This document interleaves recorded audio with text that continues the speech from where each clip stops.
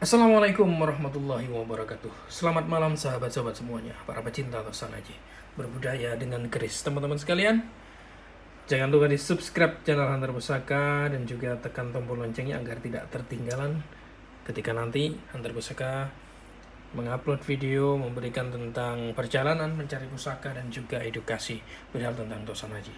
Nah, teman-teman sekalian, saya punya nih keris yang berdapur gepu. Dapur kepo ini kalau di zaman dulu biasa juga disebut maheso, dan maheso atau kepo ini banyak varian sebetulnya. Ada kepo teki, ya biasa disebut maheso teki, atau kepo lajer, kepo dengan, dan lain-lain. Nah, untuk kali ini saya ada keris berdapur kepo lajer yang tangguhnya kira-kira sudah ada sekitar 600 tahunan yang lalu, sehingga bisa dikatakan abad ke-14an, teman-teman. Ya, ini adalah keris Mojopahitan. Oke, langsung kita buka seperti apa kerisnya, teman-teman. Bismillahirrahmanirrahim. Untuk warangkanya ya, ini adalah warangka Gayaman Ngayogyakarta. Coba kita perhatikan, sudah cukup bagus, teman-teman. Bismillahirrahmanirrahim, kita buka. Wow, ini kerisnya, teman-teman. Tidak terlampau besar atau melebar begitu, namun secara presisi ke wilahnya, coba kita perhatikan wilahnya. Yang gandeknya memang ciri-ciri khas daripada keris kebu lajer atau mahesa lajer itu, gandek itu terlihat lebih adek, memanjang, ya, memanjang seperti itu. Gandeknya polos seperti ini dan ada pecetan yang cenderung memang cukup panjang.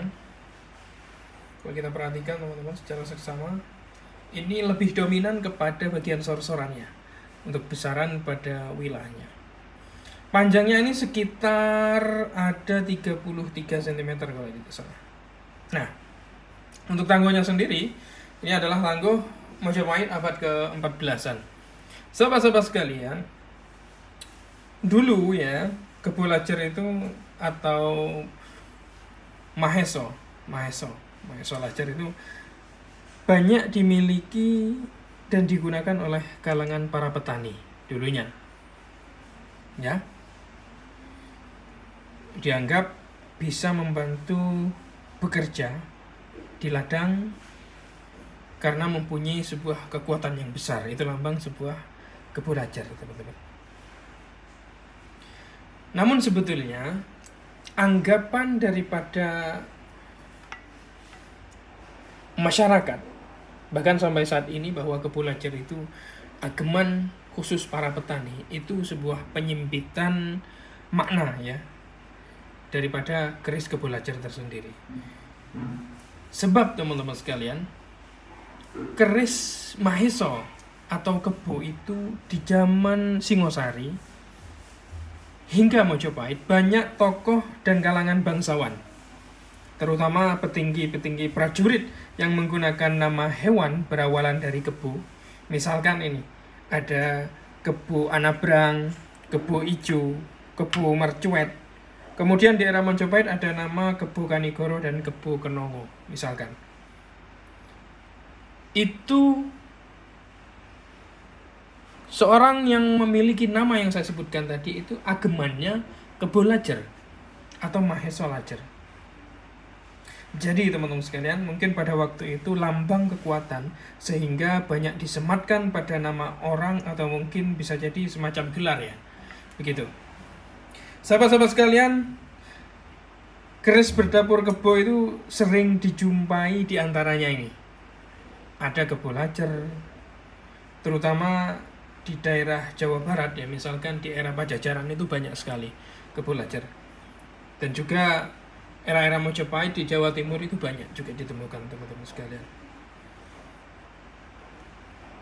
Dan memang secara makna filosofis seperti yang saya katakan tadi, makna yang sebetulnya kebu lajer itu memiliki sebuah kekuatan tersendiri, aura-aura tertentu.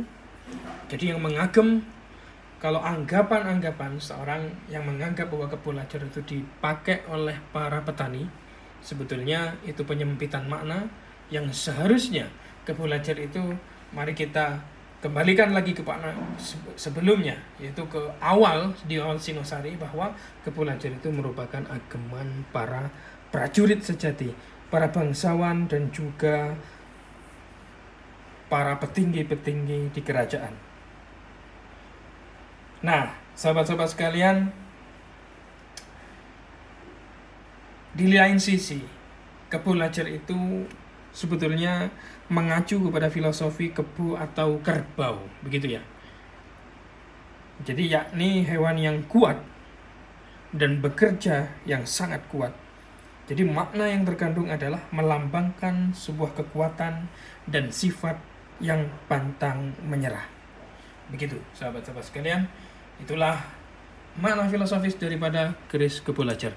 Kalau kita melihat dari keris ini ya, coba kita perhatikan serat-seratnya sudah muncul ini ya. Baik di bagian gonjong maupun di bagian wilah, bagian tengah, dan juga pada bagian ujung panatas ini serat-seratnya sudah muncul teman-teman, sehingga untuk memperkirakan pada pamornya secara estimasi yang meskipun dibalut dengan sudah ada berbagai macam karat ya pada bagian wilah di sisinya, saya memperkirakan keris ini dulunya berpamor pendaringan kebak. Pendaringan kebak sendiri adalah pamor yang diperuntukkan memang untuk hal kerejekian. Pendaringan adalah tempat beras, kebak itu penuh. Itu lambang daripada kerejekian yang tiada habisnya. Terima kasih sahabat-sahabat sekalian yang sudah menyimak. Mudah-mudahan menambah referensi ilmu Pertosana di Nuswantara ini. Wassalamualaikum warahmatullahi wabarakatuh. Salam budaya.